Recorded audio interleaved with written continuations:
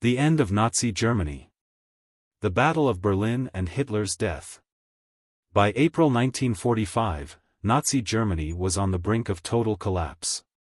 The once mighty Third Reich had been reduced to a fraction of its former strength, with its armies in retreat and its cities in ruins. The Soviet Red Army had advanced deep into Germany, pushing towards the capital, Berlin. Meanwhile, British and American forces had crossed the Rhine and were rapidly advancing from the west. With no chance of victory left, Berlin became the final battleground of World War II in Europe. The Soviet advance and the beginning of the battle. The Battle of Berlin began on April 16, 1945, when over 2.5 million Soviet troops, supported by thousands of tanks and artillery units, launched a massive assault on the German capital. The attack was led by Marshal Georgy Zhukov's 1st Belarusian Front from the east and Marshal Ivan Konyev's 1st Ukrainian Front from the south. Their objective was clear: capture Berlin and force the unconditional surrender of Nazi Germany. Despite being outnumbered and outgunned, the Germans attempted to defend the city using what little remained of their military strength. The Wehrmacht, the SS, and even poorly trained units like the Volkssturm, a militia made up of old men and young boys, fought desperately. Street-by-street battles erupted, with German forces using barricades, snipers, and anti-tank weapons in a last-ditch effort to hold off the Soviets. However, the overwhelming Soviet firepower and sheer numerical superiority made German resistance futile. By April 25, 1945, Berlin was completely surrounded. Soviet troops had cut off all escape routes, and the city was in chaos. Supplies were running out, civilians were trapped in their homes, and the German command structure was falling apart. The once proud Nazi capital was now a war-torn wasteland. Hitler's final days in the Führerbunker. As the battle raged above, Adolf Hitler remained in his underground Führerbunker, a fortified bunker beneath the Reich Chancellery. Isolated from reality, Hitler continued to give desperate orders to imaginary armies that no longer existed. His generals knew that the war was lost, but few dared to challenge his delusions. On April 22, Hitler finally admitted that defeat was inevitable. He refused to leave Berlin, choosing instead to die in the city rather than be captured. As Soviet forces closed in, Hitler's mood darkened. He blamed his generals for the collapse of the Third Reich and grew increasingly paranoid. On April 29, realizing that the end was near, Hitler married Eva Braun, his longtime companion, in a small ceremony inside the bunker. He then dictated his final will and political testament, in which he denounced his former allies and named Admiral Karl Donitz as his successor. He also ordered that his body be burned after his death to prevent it from being displayed as a trophy by the Soviets. Hitler's death and the fall of Berlin. On the afternoon of April 30, 1945, with Soviet troops just a few hundred meters from the bunker, Adolf Hitler and Eva Braun committed suicide. Hitler shot himself in the head, while Braun took cyanide. Their bodies were then carried outside by Hitler's personal staff, doused in gasoline, and set on fire in the garden of the Reich Chancellery. The next day, May 1, 1945, Joseph Goebbels, Hitler's propaganda minister, and his wife Magda Goebbels also took their own lives after poisoning their 6 children. Other high-ranking Nazi officials either committed suicide or fled in the hope of avoiding capture. With Hitler dead and Berlin in ruins, the remaining German forces in the city surrendered to the Soviets on May 2, 1945. The Battle of Berlin had ended, marking the final chapter of Nazi Germany. Less than a week later, on May 7, 1945, Germany signed its unconditional surrender, officially bringing World War II in Europe to an end. Germany's unconditional surrender and VE Day. By early May 1945, Nazi Germany was on the verge of total collapse. With Adolf Hitler dead, Berlin in ruins, and German forces surrendering across multiple fronts, the Third Reich's fate was sealed. The once mighty Nazi war machine had been completely broken by the combined efforts of the Allied forces, and only a formal surrender remained. The road to surrender. Following Hitler's suicide on April 30, 1945, leadership of Nazi Germany was passed to Admiral Karl Donitz, who was named Hitler's successor in his final will. Unlike Hitler, Donitz was under no illusions. He knew that Germany had lost the war and that further resistance was futile. However, he hoped to negotiate a partial surrender, allowing German troops in the east to surrender to the Western Allies rather than the Soviet Union, whom they feared due to the brutality of the Eastern Front. Donitz and his government, based in Flensburg, attempted to delay total surrender by ordering German forces to continue fighting against the Soviets while seeking favorable terms from the British and Americans. However, the Western Allies refused to accept anything other than an unconditional surrender. As the days passed, German forces continued to collapse. On May 2, 1945, Berlin officially fell to the Soviets, and the remaining German troops in the city surrendered. On the same day, German forces in Italy surrendered unconditionally to the Western Allies. By May 4, German forces in Denmark, the Netherlands, and northwest Germany surrendered to British Field Marshal Bernard Montgomery at his headquarters in Lüneburg Heath. On May 5, German forces in Bavaria and Austria surrendered to U.S. General Jacob Devers.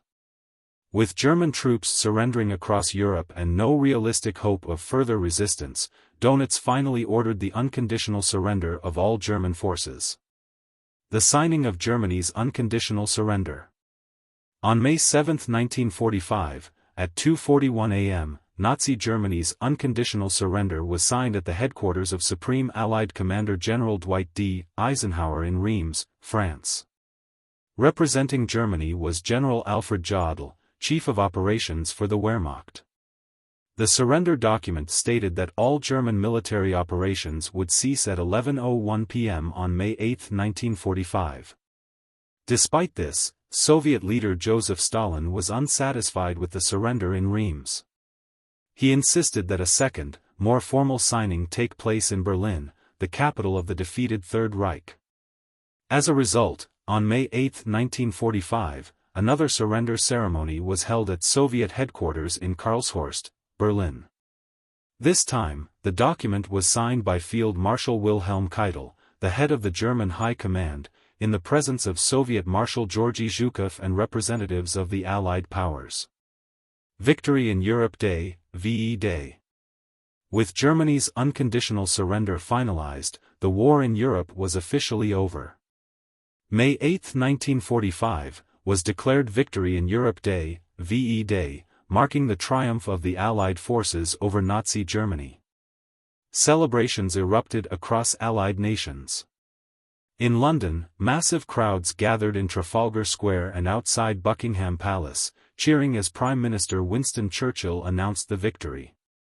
In the United States, President Harry S. Truman dedicated the victory to Franklin D. Roosevelt, who had died just a month earlier on April 12.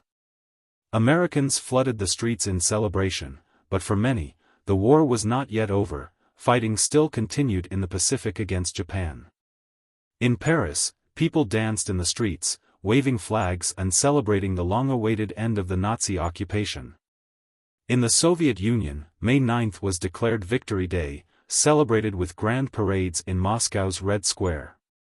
Despite the celebrations, the world was also faced with the grim realities of war. Across Germany, cities lay in ruins, millions of people were displaced, and the full horrors of the Holocaust were being uncovered as Allied forces liberated concentration camps. The war in Europe had ended, but its aftermath would shape the world for decades to come. The aftermath of surrender. Following Germany's defeat, the country was divided into 4 occupation zones, controlled by the United States, the Soviet Union, Britain, and France. In the following months, Allied forces worked to dismantle the remnants of the Nazi regime and bring its leaders to justice. This led to the Nuremberg Trials, 1945 to 1946, where high-ranking Nazi officials were prosecuted for war crimes. Though the war in Europe had ended, the world's attention turned to the Pacific, where the United States was still engaged in fierce battles against Japan. The final chapter of World War II would not come until August 1945, when the atomic bombings of Hiroshima and Nagasaki forced Japan's surrender.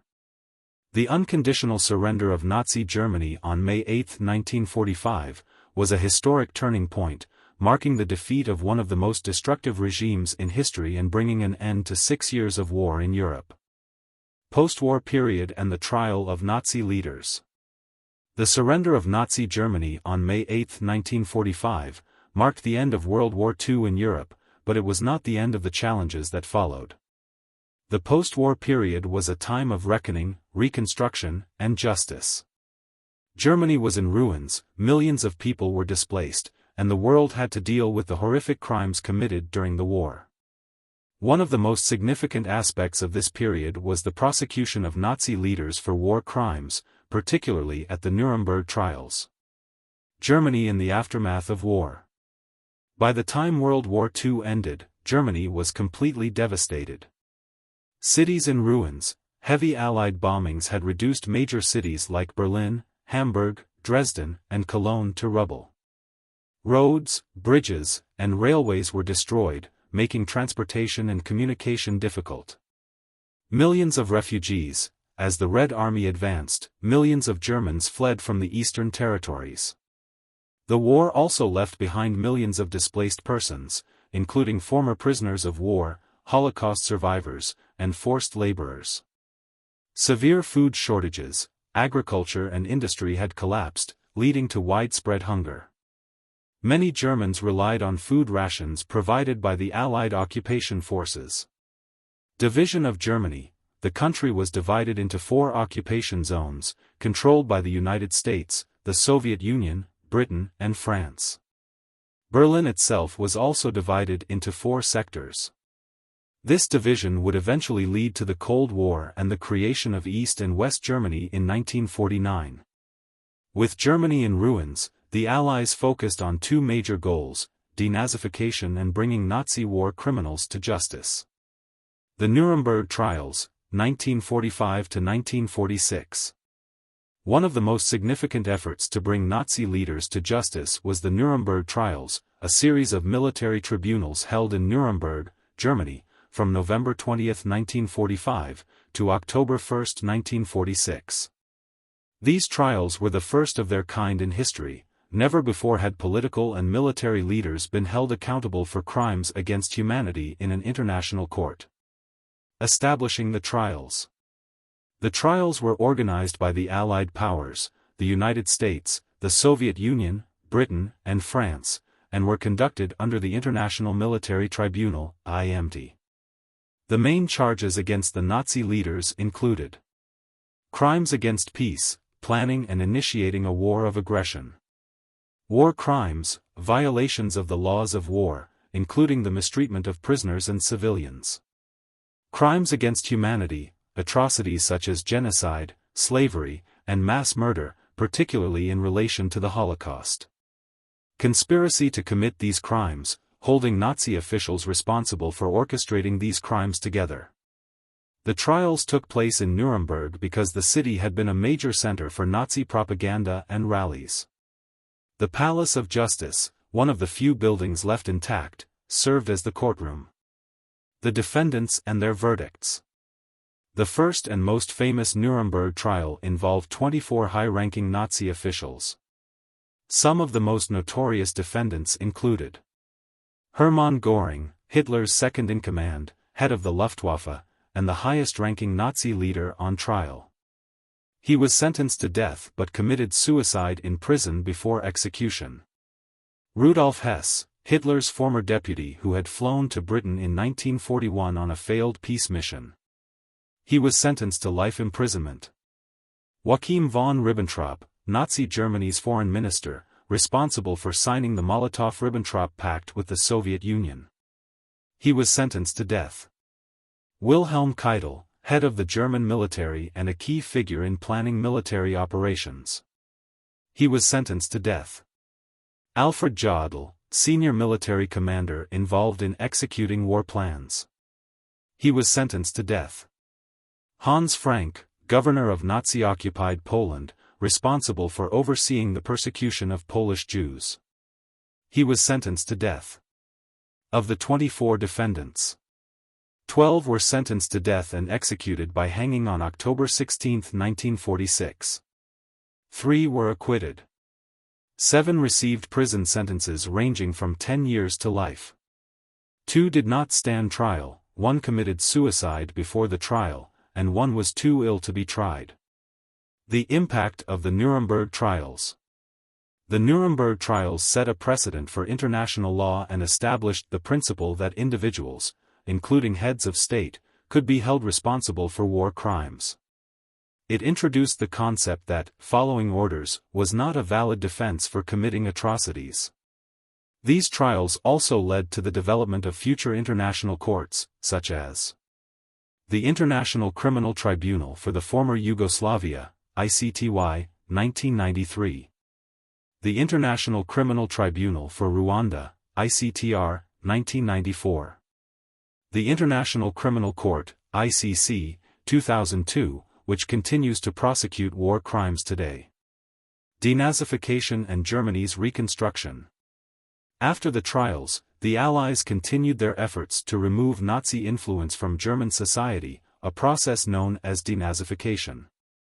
This included banning the Nazi Party and removing former Nazis from positions of power, re-educating the German population to accept democracy and reject Nazi ideology, war crimes trials at lower levels, where many lower-ranking Nazi officers and collaborators were also prosecuted, rebuilding Germany's economy, which eventually led to the division of West Germany, FRG, and East Germany, GDR, during the Cold War. Despite these efforts, many former Nazis escaped punishment. Some fled to South America, while others found jobs in post-war governments or the private sector. The pursuit of Nazi war criminals continued for decades, with notable cases like the capture of Adolf Eichmann in 1960 and trials against former SS officers in later years. Conclusion. The post-war period marked the end of Nazi rule, but it also laid the foundation for modern international justice. The Nuremberg Trials were a historic step toward holding war criminals accountable, and their legacy continues in today's international courts. Germany's reconstruction after the war was slow and painful, but it eventually transformed into a peaceful, democratic nation. However, the horrors of World War II and the Holocaust serve as a reminder of the consequences of totalitarianism and war, ensuring that future generations never forget the lessons of history.